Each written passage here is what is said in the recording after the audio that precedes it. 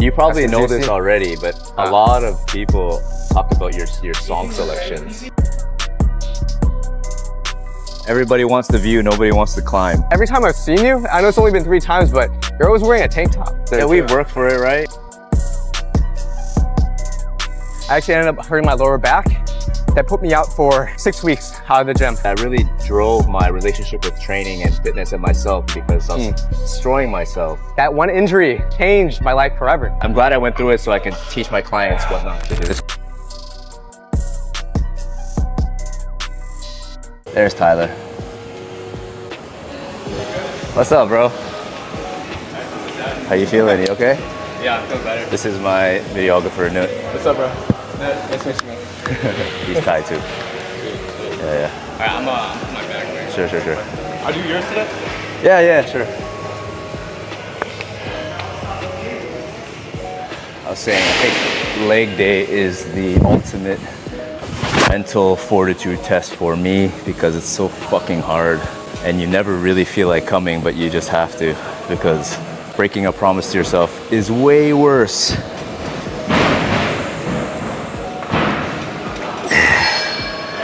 So I'm gonna start with, I'm just trying out some single leg extensions. I never really do single leg, but Machine's perfect for it though. It has like great. a little Yeah, divider. this is awesome.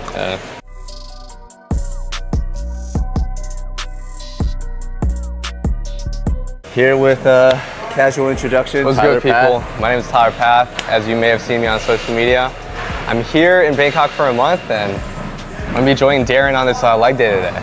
So. Yeah, funny story. I was just at a coffee shop and I see him walk in, and I'm like, that guy looks damn familiar. I got my whole bag and shit. Yeah. So I was like, for me, it was one of those uncomfortable moments, right? Because, like, I don't think many people enjoy going up to somebody like randomly and introducing themselves. It's nerve-wracking. It's nerve-wracking, but I felt like it's just uncomfortable for a moment, but the upsides is like crazy.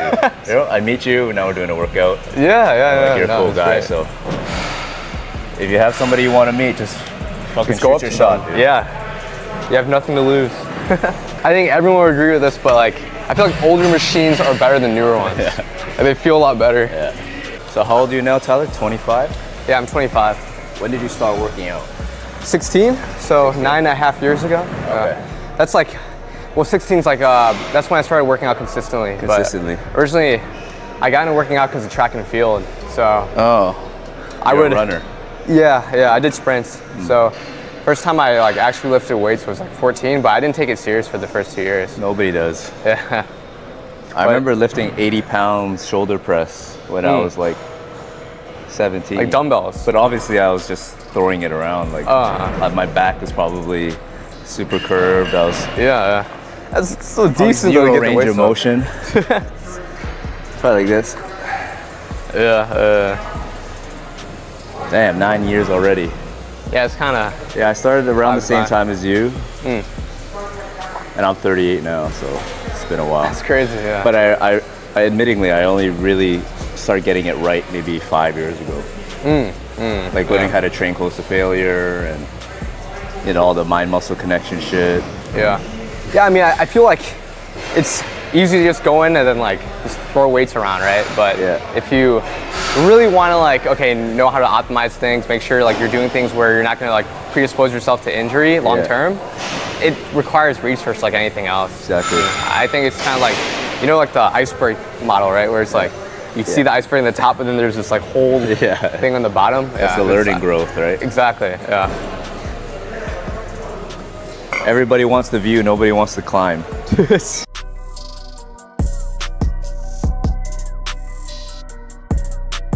I feel like doing single leg is like, I feel like it's only for psycho people. Because it's literally 2 sets. Yeah, like you're giving it all. Like, it feels like double the effort. Double the effort. Yeah. Because we can easily just do dual legs, but we choose to fucking and call it, but crazy people. The thing is, usually you can push harder if you're doing unilateral training too. So net gain, it's like you're definitely putting more effort in splitting it up.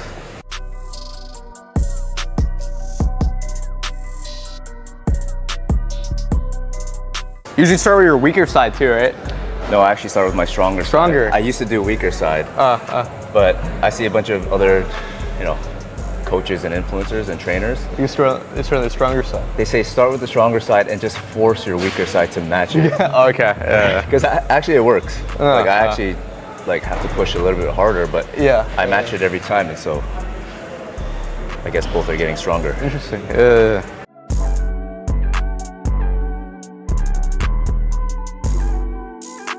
Dude, I've never started my workout with leg extensions. With, I know extensions? Yeah, I know some people do, but I always start out with like some sort of like compound movement, like a squat or something. Yeah. But there you go.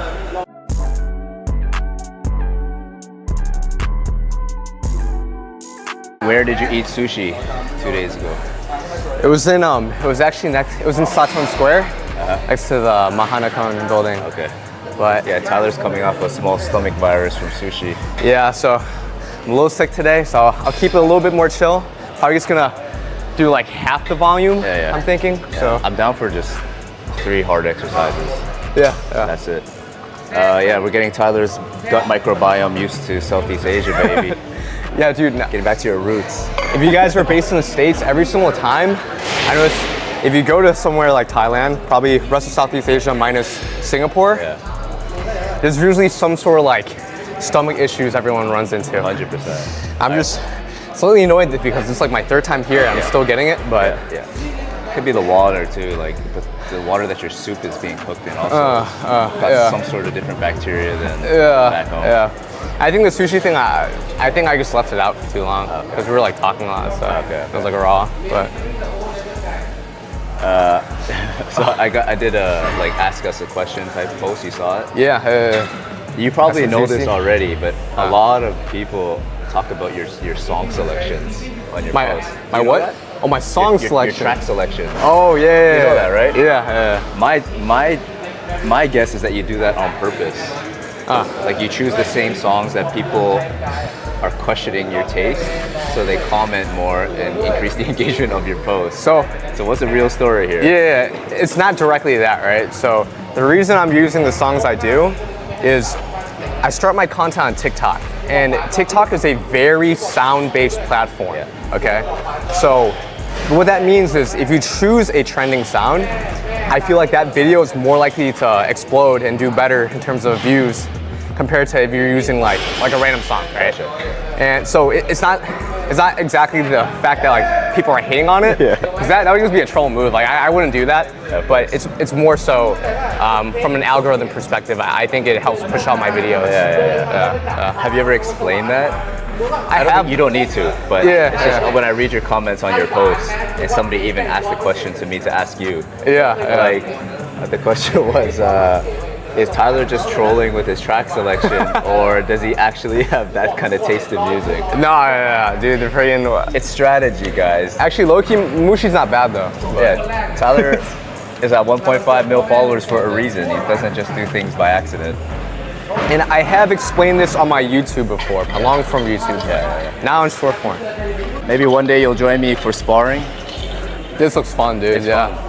Dude, it's the most uncomfortable thing ever. It's one of these things that I wake up Saturday mornings is when they do sparring. And like, are you kind of like, I'm giving myself all these excuses not to go.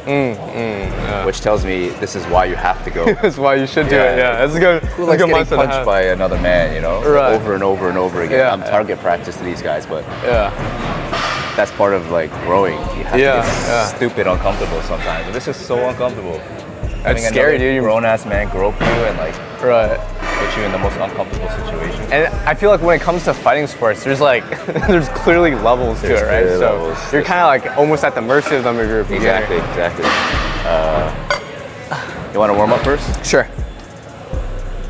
This is like one of my favorite squat machines. No, dude. So in America, there's a meme where they call this a unicorn. Because you can't find this machine at like any gym. So when you do find a gym with a pendulum squat, like everyone flocks to it, you know, it's always busy.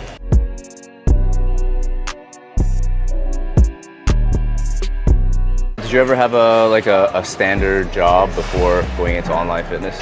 I did, yeah. I worked in consulting, in technology consulting. Oh, cool. So I'm straight out of college. I worked at one of the big 4 accounting firms in their like consulting arm. I did that for almost 2 years. Yeah, I graduated 2021, so it's like pretty recent. But. And then what was the pivotal point where you're like, I want to do all that stuff? Well, I just enjoyed it much more, right? So like I find myself at work, like looking up stuff on YouTube, just researching fitness. I was doing social media. Well, I started social media like 5 years ago. Yeah. I started fitness specifically with my TikTok page 4 years ago.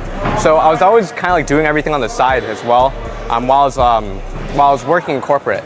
So I think, to be completely honest, like my main thing was I always had the intention that I want to pursue something entrepreneurial myself. So it was kind of just like a matter of time, and That's really I kind of just found the right opportunity to do it in like a smart way. Yeah. You know, it's not just like I full send it, I'm making no money, I have to move back in with my parents or anything. I was like, okay, no, this made sense for me to leave. So. That's awesome. Yeah.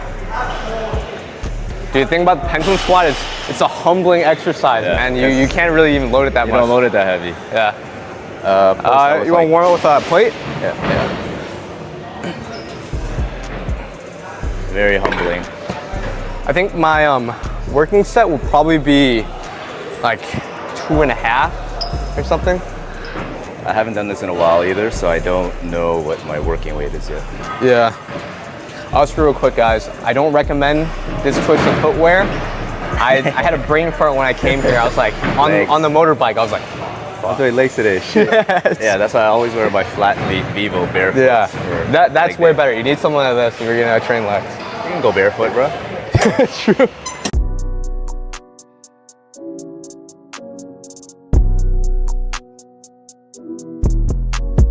What's Able? Able. Is that your brand? Are you part of a team? I'm an athlete for them. So they started out as a women's gymwear company, and then they launched their men's line like a year ago. Pretty much exactly a year ago from today. And then I was one of like the pilot athletes for it. Nice. So. Yeah, I'm waiting for that opportunity too.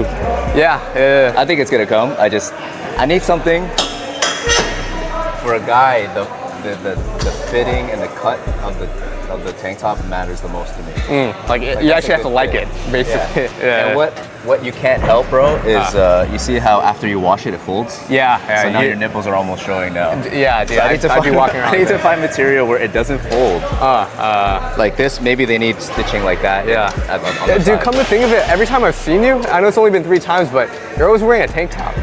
Like somewhere else we gotta cut off. You know, even when I go to Come Coffee. I know, right? Everyone's fitted out. Yeah. So I think partly the reason why I love being a fitness coach is that I can get away with wearing a tank top anywhere. Yeah, it's good marketing for your business right there. And we work for it, right? True. Like, yes, most of it is vain. Most of it is like, kind of showing off what you've made. But that's how some people can look at it. That's how some people can look at it. But yeah, I just honestly, I've gained from the last like 5 years. I feel like I've gained a lot more respect just because of the way I carry myself through fitness. I really feel there's a huge difference between like how people treat you initially. Yeah. Not that that's the only reason I do it, but I feel the difference. Yeah. And it's just hard to talk about that like in public. Right. Because like Darren, you're so vain. You're just trying to gain more popularity. Yeah, it's part of the social game. Yeah, and I mean, I think in a way you're just acknowledging it, right? Yeah. And like I'm sure you can relate to this for your audience. Like, if you're a shorter guy, then by standard you're not going to be treated with respect. Like, correct. You wouldn't be treated with the same amount of respect naturally, right? So, and that's something I want to segue into after I do this set is the fit and fat debate that you were on. Yeah. Which I thought was super cool.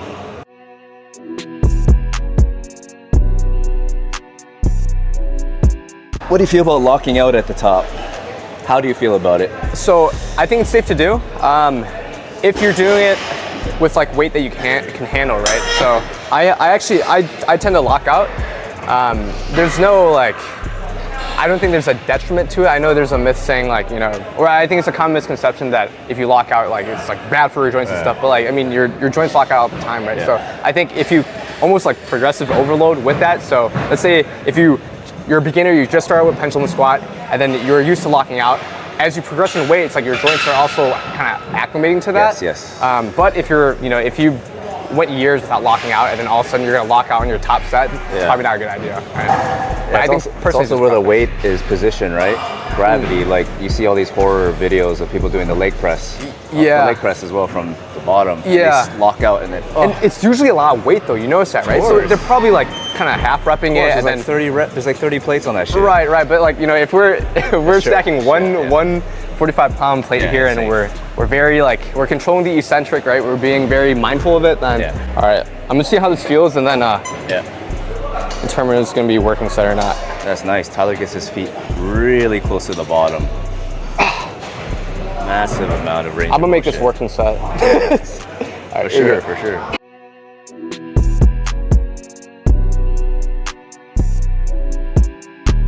Yeah, so how did you get on? Like, how did you get on Fast and Fit? Fit versus Fat debate. Yeah, so, dude, they literally have a rolling application thing where if you just go on jubilee.com/casting or something. Oh, really? There's just it'll show you their list of scheduled videos. You can just apply for it. Oh, sick. But I actually had a friend who previously interned at Jubilee, and he was able to ensure I got an interview, and then I think the interview just went really well. Personally, I don't think my performance on the video was that good. I wish I would have spoken more. But yeah, the funny thing is, I told my friends, because I heard back from them last minute, right? I thought I didn't get it. Yeah. I was like, oh man, they better have Greg Doucette on there. As a joke, right? Crazy. And they did. I was like, no fucking way. But that was sick. I think that really did it help propel your channel. It helped. It helped to a degree on YouTube, especially. But yeah, there's some weird stuff on the back end. I made a reaction video. It did well. I saw it. I read it. It got demonetized. Did it? It did. Yeah. Did they give you a reason? Nope. And I didn't want to fight it. And I respect it though, because media companies, I think, especially if you're talking about controversial stuff, it's pretty hard to be profitable because you're not going to get a lot of ad revenue. Most of your videos are going to be demonetized. So I get it, right? They're trying to stay afloat. So, well, I mean, they might be making buttloads of money. Who knows? But I respect it, right? Yeah. Yeah, I know you said you wish you could have input a little bit more, but a lot of people noticed. I was poor Tyler is kind of just. It's because the other guys are they're trying to be so dominant in the conversation. Yeah. It's hard to how do you talk into. And the thing is, Ryan. The thing is, I'm not really a controversial person. I don't really think that way or anything. So, I think for me, also, I'm naturally more introverted. I found it kind of difficult, to try to weave myself into the conversation. But I think that's you, and people just recognize that you weren't trying to force yourself in. Right. So I think it was cool, man. Yeah. For me, seeing you on there, it was like I knew you were big before, but internally I was like, oh shit, Tyler's getting to that next level. You're on the same panel as Greg Doucette, right? Yeah. So it's if he was chosen for this, and good for him. That means he's getting crazy recognition. Yeah. So yeah, I think it really helped your audience just add more credibility. Yeah. Right? Yeah. Definitely. I mean, I hope to have more opportunities like that in the future, and I'll definitely be more prepared the next time, because I had to fly in from San Francisco in the morning at 5 a.m., so I was kind of dead and stuff too. So there's a lot of stuff I could have done better. Sneak preview. So I went to this healing summit a few days ago, and as I was sitting there, I was like, I think Bangkok is missing a health and fitness type of summit with this caliber. Yeah. And then I was like, why can't I host one? Why can't I be on that stage being a host? I think I could do it. I have enough connections. Yeah. And so I'm having a meeting this week, possibly talking about organizing a summit here. Oh, wow. And you'll be on the panel, bro, if you want.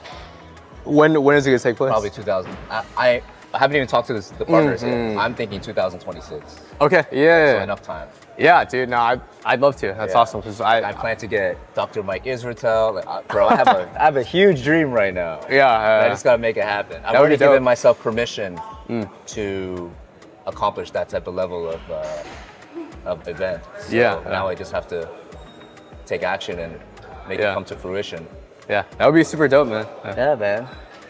Let's fucking go. Why not, dude? Why can't we have the biggest health summit in Southeast Asia? Why not? I agree. Why not?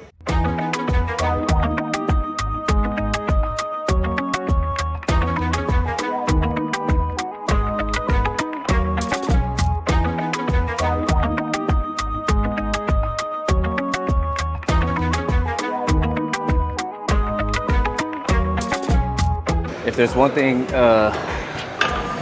you could do differently when you first started training, trying to get your best physique, what would it be? It would actually be on like the injury prevention side, but I wish I took more time to learn good form. Because in the beginning, you know, you're just kind of trying to pack on as much weight as you can, right? So I remember I didn't take my time to learn how to deadlift properly. And I was shuffling between sumo deadlifting, conventional deadlifting, like set by set. Yeah. So it was like, I was doing some dumb stuff, and I actually ended up hurting my lower back. That put me out for 6 weeks out of the gym.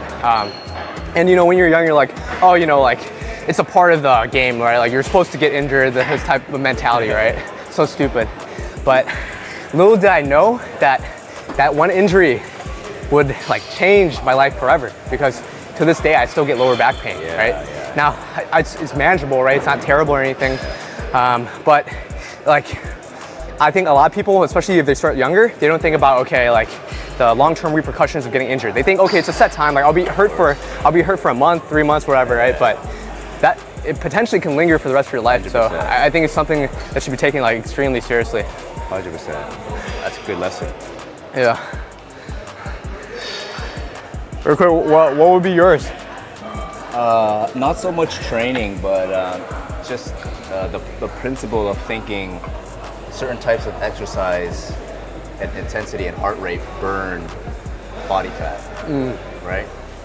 So I would kill myself doing Muay Thai twice a day, walking 20,000 steps a day, thinking that if I was at this certain heart rate, I would be burning body fat.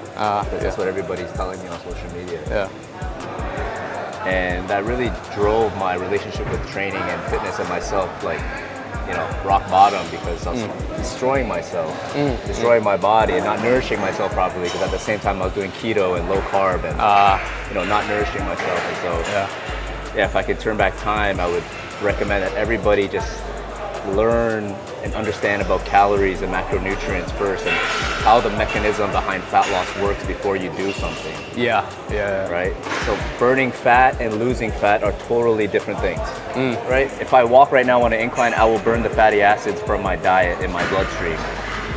But I'm not going to burn stored body fat unless I'm in a consistent caloric deficit. Meaning, you don't use exercise to burn fat. You use exercise to enhance your life, increase your heart health, your brain health. Everything other than, you know, it can accelerate fat loss for sure, but it's not the primary modality to lose fat. Yeah. And if I would learn that earlier, I think I would have, not that I'm not happy now, but I would have gotten to where I wanted to be a lot quicker. Yeah. I think. More efficient, less efficient. like, you wouldn't have gone nearly as crazy. Less binging, less like, hard times, but I'm glad I went through it so I can teach my clients what not to do now. Yeah.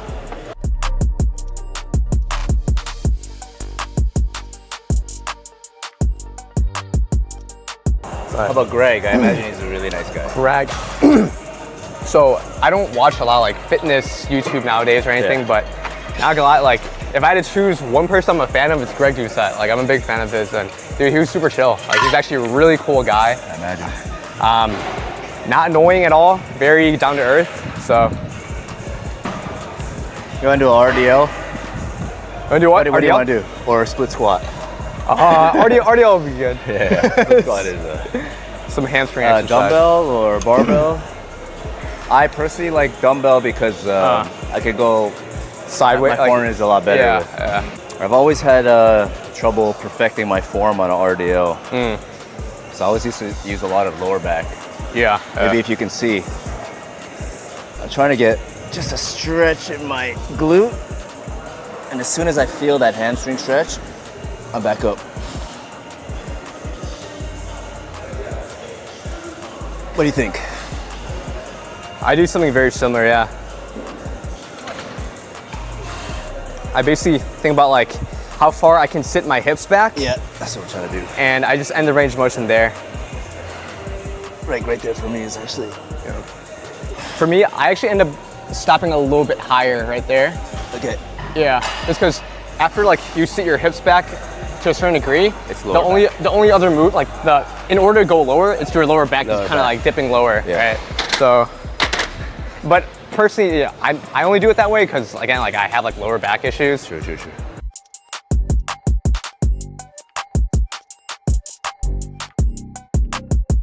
Let's get some weight. Just the thing about here, you can't even like read the dumbbells. These are quite heavy. Are they 27 and a half? I gotta do the math in my head. 55, 60? Yeah. Around? I think I'll probably do working set around 75, and I'll do like sets of like 8. Okay. Let me try those.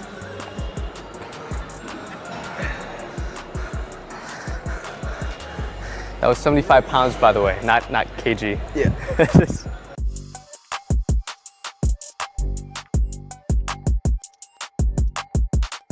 The annoying thing about RDLs is like the grip factor. Yeah.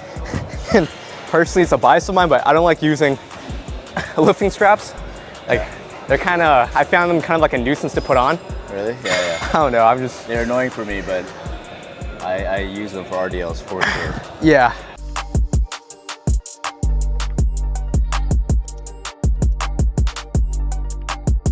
You ever feel any pressure to, because obviously your posts are quite entertaining.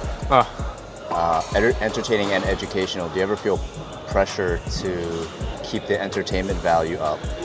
Or is it just like clockwork now? You've done it so often now that it's normal to be entertaining? Well, I actually don't even, I don't know if I ever thought of it that way. Yeah. I think of it more as like, okay, how can I like get my point across using like a certain sound that's trending at the time. Yeah. So it's super sound driven. Yeah. Once I have like the format idea, I kind of just think of it in my head, play it out. I'm like, okay, I think it would be kind of funny if I do this. I kind of just roll with it. And then the beauty of having that format is, well, people want to see me do it for other exercises, so I kind of just do it for every single one. And, but I think some formats are probably more entertaining than others. I think it's probably more efficient if I just go straight into like explaining what it is, or just doing like a one-shot video where I just go straight into the device. But they tend to not do too well sometimes. It really depends. Yeah, it really depends. But yeah, I haven't seen anybody do the, somebody doing, you yourself doing it the incorrect way, and then you yourself in another outfit doing the correct way, and it's like super entertaining. Yeah, appreciate it. I can tell you the story how I actually like got to it how'd you get that idea? I'll say after your side.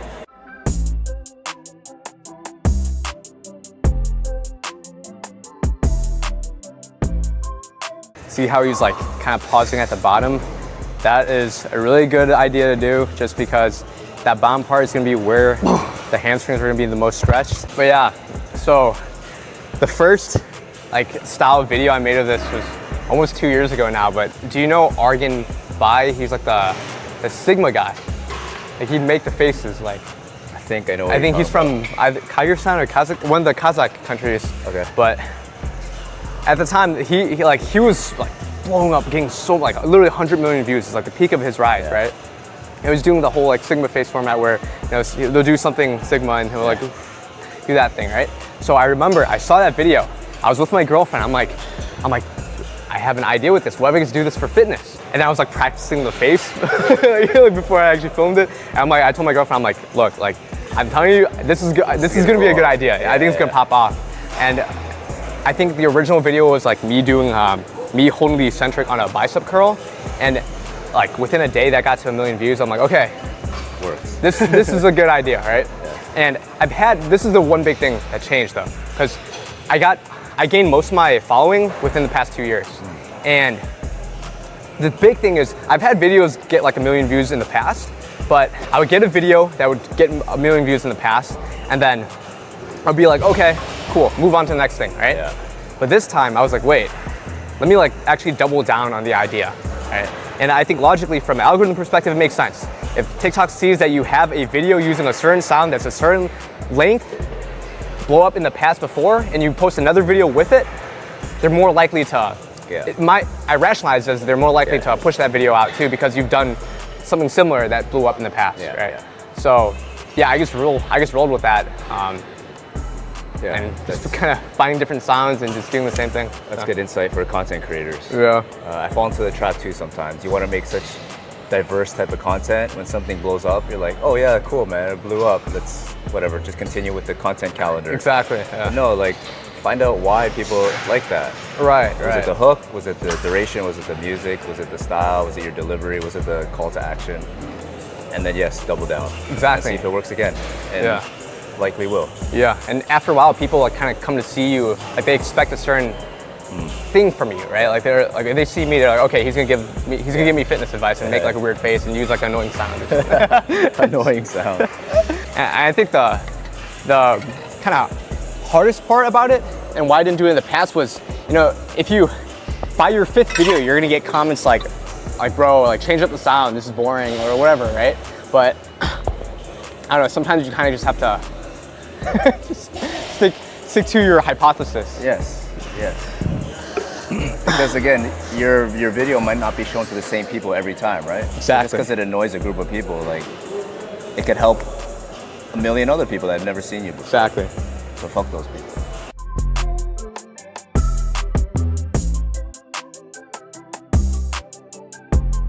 What supplements do you take, Tyler? So I mainly only take protein powder, and I would take creatine, but I'm currently off of it for like a video. Testing? Yeah, but ideally I would take creatine as well as a multivitamin, and that's pretty much it. I've been doing a lot of research on glycine, especially for pre-workout. Yeah, glycine plus sodium. The sodium helps deliver nutrients to your cells, right? And glycine helps the delivery of sodium to your cells as well. Is the idea it helps you stay more hydrated? Is that yes, which helps you perform better. I see. Yeah. What I've researched is that I'm testing it right now with the perfect or the best pre-supplement, pre-workout stack. 3 grams of glycine, 2 grams of L-sutralene, 3 grams of creatine. This guy says 2,000 milligrams of sodium, which is a lot. I take 1,000. Wait, that's like a lot. Yeah, it is. That's like the RDA already. Yeah, almost. Yeah, I was gonna. But he could be talking more towards like pretty high level athletes. Yeah, you feel like you're sweating really profusely and stuff. Right? Me in Thailand, I walk a lot, just like you. We walk a lot. We're in Thailand, so we can actually afford to take in that much sodium. Yeah. But for the regular person sitting down all day, I don't think it's necessary. Yeah. I like how you didn't mention caffeine. Oh shit! I forgot. Do you generally take caffeine as well? 2 cups of coffee in the morning. Oh shit. Yeah, I'm a pretty stimulant heavy guy. I'm not afraid to admit it. I love stimulants. Yeah. The thing about coffee. Yeah. Yes, it's one of the most addicting compounds in the world to me. But there's tons of health benefits. I quit coffee for 30 days to see what would happen. It just made my life a little bit more miserable. I was like unhappy. Did you have withdrawal effects? Yeah, 100%. Yeah, for a whole week, it was pretty hard, bro. Yeah. And then it got better afterwards, but my life is a lot better, like enjoying that 2 cups of coffee in the morning. Definitely. There's something about the routine of it as well. I do think caffeine is like a cheat code. It's like a superpower. Yeah. It does help you be more productive. 100%. Increases your basal metabolic rate. Gotta talk to you about kratom later. Do you know kratom? It's a kratom, right? Kratom, yeah. I think we talked about it before. Admittedly, I'm kind of like on the opposite end, where I'm kind of scared to take too much stimulants. Yep.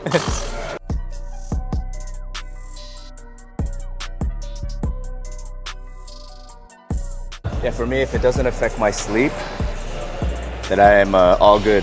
100%, yeah. Just take it early in the day. Yeah, I cut off all stimulants by like 11 a.m.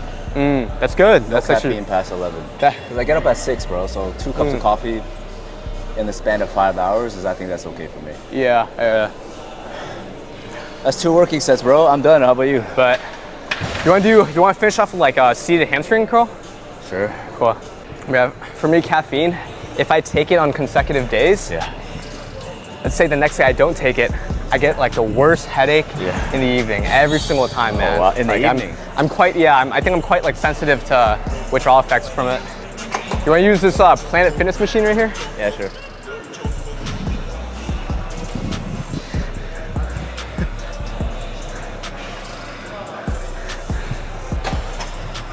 I connected the dots when I saw the colorway.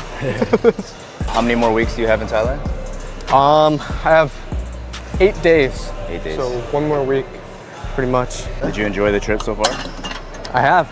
I like explored a bunch of different neighborhoods. I think my favorite neighborhood Let me guess. Saton. was Saton. No. I would say Saton's nice. I like Saton, but I think Ari Ari's is great. nice as well. Yeah, I really like the more chill, like cafe restaurant vibe. I don't explore it enough for sure. Yeah.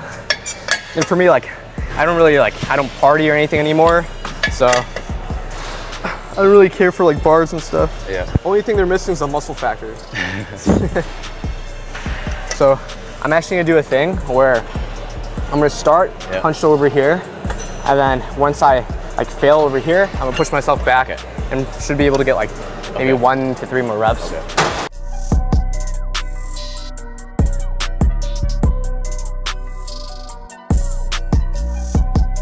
So what do you help people with, Tyler? So, combination of things, but I think TLDR, I try to help people by giving the most practical fitness advice. So I try to kind of take more complicated fitness topics and condense it in a really simple to understand way where anyone, pretty much, if they're, regardless of whether they're trying to be a bodybuilder or more likely they're going about their life, but they want to pursue fitness and have health and fitness kind of benefit them. Yep.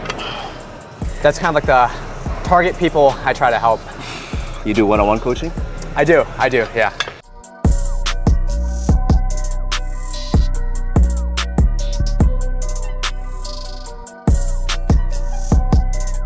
Man, you got like a second gear. Good shit. Glycine.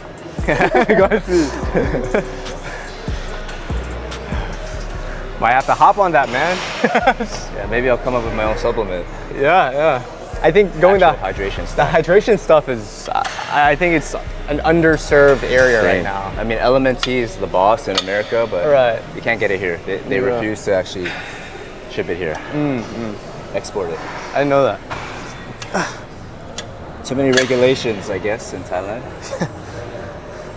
Usually you think it'd be Actually, the usually opposite, it's the right? opposite. Yeah. That can't be the reason. I don't know. Probably what like the reason is. shipping or something.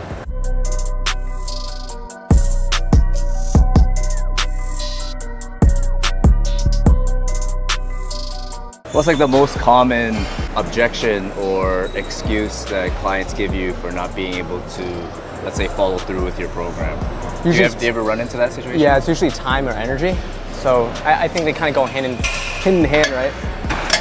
I have a lot of my clients are like, they might be working, they might be in school, and if I don't hear from them, usually, like let's say they don't send a check-in, usually it's, oh, sorry, I haven't had the time to work out, I haven't had the time to do a check-in and stuff, and I think that's when I usually kind of like, I sit them down, I'm like, look, like, the point of this is I want to weave fitness in a way in your life so that you do have time for it, right? So literally just communicate with me. If 5 days per week is too much time in the gym, do 3 days, right? If you can't submit something on Sunday because you're in church, you send it to me on Saturday instead, right? Like, I think a lot of people, they make excuses ultimately, right? And it's natural, like I make excuses for stuff too, right? Of course. But I think it's helping them kind of overcome that like mental barrier, because as a coach, the most you can do is provide them the resources, provide them the knowledge, but at the end of the day, they have to put in the work, right? So I think it becomes a thing where it's about convincing them like, look, dude, if you put in the work, for one thing, you can, and you do have the time to do it, and there's a way to do it and still make like optimal results for your situation, right? But you have to like get them to believe that too, right? Like, look, dude, if you actually put in the work and you're actually gonna make progress, that's when they're gonna, when they see it for their own eyes, that's when they're like, oh shoot, you're right. And then you'll notice it becomes much easier to coach them afterwards, right? Like they're like pretty much on it because they convince themselves. We have a bunch of clients who want their money back like a week after. Usually it's like within the first month. The buyer's remorse, right? Yeah. But it's like, dude, just like try to be as unemotional about the work as possible. Give us 2 weeks of 80% consistency. You will see the weight drop, and then you will become more motivated. Right now, you have no motivation because you don't see any results because you haven't really done anything. You want to continue living the same 6 months over and over, pausing. People don't realize it's so hard to start again, the inertia. Yeah. People that have that pause mindset, bro, they end up living the same 6 months over and I agree. over. You try to start over, then it's too hard. It's not the right time. Yeah. And so, like, we deal with people like that all the time. You can't help everybody, right? Yeah. And that's why I think there's a lot of fitness coaches online, especially, who say fitness is effortless. Just eat a little less and work out a little bit more. But bro, you know as well as me being a coach, it's all fucking mental. It's all here. Yeah. People battling themselves. So.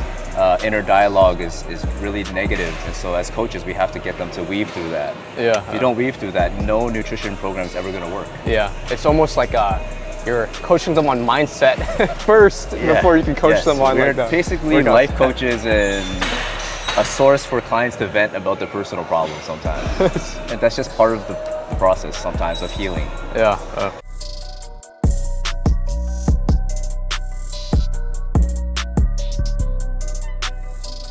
I saw a video of Mike Irzvitel on this machine, like yelling at the top of his lungs. I don't know if you saw it.